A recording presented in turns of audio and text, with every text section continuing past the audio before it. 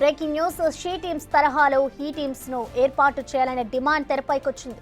హైదరాబాద్ లోని ఇందిరా పార్క్ దగ్గర మహిళా బాధితులు ఆందోళన చేపట్టారు. ఆర్జే శేఖర్ బాషా పలువురు అడ్వకేట్లు హాజరయ్యారు. పలు సందర్భాల్లో మగవారికి అన్యాయం జరుగుతోందని, అనవసరంగా కేసుల్లో ఇరికిస్తున్నారని, మోసపోతున్న వారికి న్యాయం చేయాలని ఆర్జే శేఖర్ బాషా డిమాండ్ చేశారు.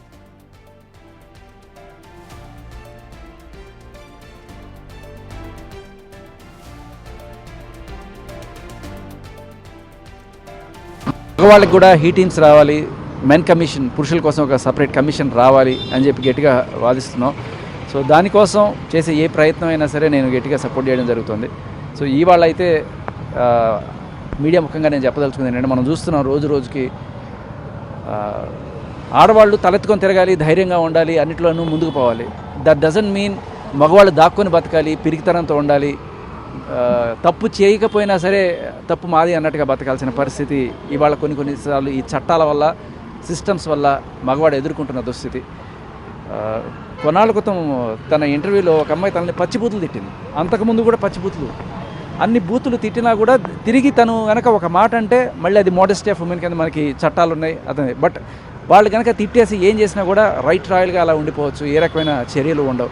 సో ఇదేంటి అని ప్రశ్నించే ఇది కూడా లేకపోయింది. సో ప్రశ్నించడానికే ఇవాళ ముందుకు వచ్చాం. మీరు గమనిస్తే రాజకీయాల్లో కూడా ఇది ఒక ట్రెండ్గా మారింది. ఇప్పుడు మనం చూస్తున్నాం పొరుగు రాష్ట్రంలో అరెస్టుల పర్వం. అంతకుముందు పవన్ కళ్యాణ్ గారిని వాళ్ళ మదర్ని ఉద్దేశించి తిట్టిన వాళ్ళు ఇవాళ మగవాళ్ళు జైల్లో ఉన్నారు. మరి అలా తిట్టిన ఆడవాళ్ళ సంగతి ఏంటి? ఇవాళ దాకా వాళ్ళ మీద ఏమైనా చర్యలు ఉన్నాయా? గమనించండి. సో నేను అడిగేది అదే, అంటే మగవాడికి ఒక న్యాయం, ఆడవాళ్ళకి ఒక న్యాయం అలా కాదు. ఈ చట్టాల వల్ల ఇప్పుడు మనం అందరం చెప్తున్నాం లేడీస్ని రెస్పెక్ట్ చేయండి, లేడీస్ని రెస్పెక్ట్ చేయండి అని. దట్ డజంట్ మీన్ మెన్ని డిస్రెస్పెక్ట్ చేయండి అని. ఇవాళ జరుగుతున్నది అదే. అంటే మగవాళ్ళని ఎవరినన్నా సరే ఆడవాళ్ళని తీసుకొచ్చి పచ్చి బూతులు తిట్టించేసినా నోరు మూసుకొని పడి ఉండాలి తప్ప వాడు తిరిగి ఏమీ చేయలేని పరిస్థితి. పోలీస్ స్టేషన్కి వెళ్ళి కేసు పెట్టాలన్నా కూడా ఏ సెక్షన్లు లేవు, ఏం చేస్తాం అనే పరిస్థితి. ఏదో డిఫేమేషన్ ఇలాంటివి పెట్టుకోవచ్చు తప్ప మోడెస్టీ ఆఫ్ ఎ ఉమెన్ ఉన్న సెక్షన్ టైప్లో మగవాళ్ళకి కూడా ఒక రెస్పెక్ట్ అనేది ఏడిస్తే బాగుంటుంది అనేదే మా డిమాండ్.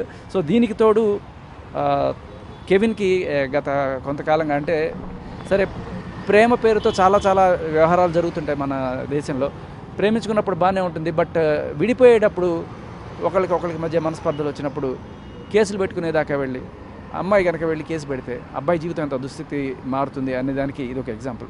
అంటే ఎవరికి అన్యాయం చేసినా మగవాడు కనుక అన్యాయం చేస్తే అమ్మాయి వెళ్ళి కేసు పెట్టచ్చు, కానీ అమ్మాయి అన్యాయం చేస్తే మగవాడికి ఏ సెక్షన్ ఉంది?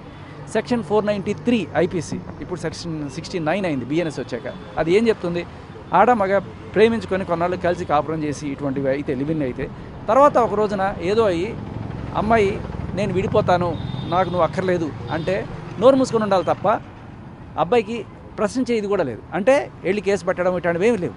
అదే అబ్బాయి కనుక వెళ్ళిపోతాను అంటే అబ్బాయి మీద వెళ్ళి అమ్మాయి 493 కేసు పెట్టచ్చు, 10 ఏళ్ళ వరకు దానికి జైలు శిక్షట. సో ఏంటి దారుణమైన చట్టాలు? ఈ చట్టాలు ఉన్నాయి కాబట్టి చెలరేగిపోయి ఇట్లా మగాళ్ళని బూతులు తిట్టడం కావచ్చు, మగాళ్ళ మీద కేసులు పెట్టడం కావచ్చు, వాళ్ళని దీన్ని పెట్టుకొని ఎక్స్టార్షన్ డబ్బులు అడగడం, డబ్బులు డిమాండ్ చేయడం, ఇటువంటివన్నీ కూడా